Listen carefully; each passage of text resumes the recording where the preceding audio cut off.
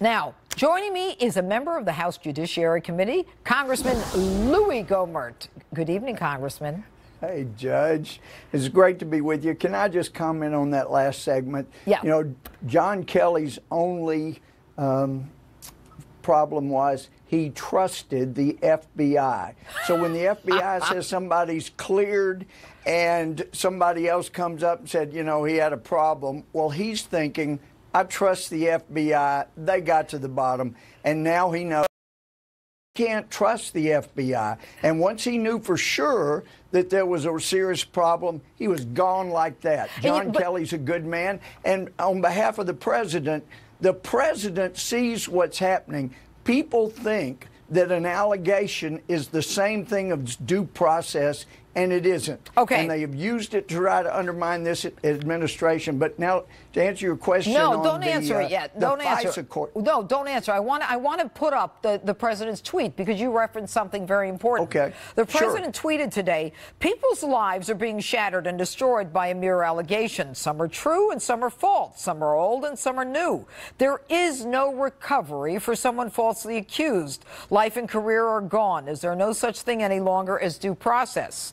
And is that what you're referencing, Congressman? That's exactly what I'm referencing, and the president's exactly right with everything he said and with an appropriate question. So you and I believe in due process. We would never send somebody to jail without due process. But one thing, and this is a good segue, I think, when a lawyer provides something to the court that is not true, and especially to a FISA secret court where there's nobody there for the other side, then the judge, I know you know, I found out as a felony judge, when I put one lawyer in jail for contempt, people get the message. You don't come in and misrepresent. You do what is appropriate in court.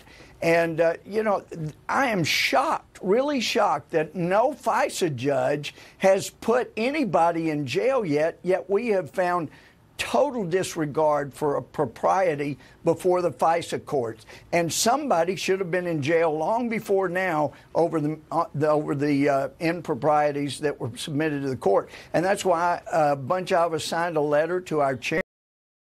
And we know he has a heart like we do to get to the bottom of what happened at the FISA court. Right. And I've talked to Chairman Goodlatte about it. He is going to get to the bottom of what was said, what was done. And there is a chance, I've been advised, there may not be some transcripts, in which case you go totally by the four corners of the documents that were there, in which case we know people should go to jail. Congressman, you just said something. Hold on. You said there may not be a transcript?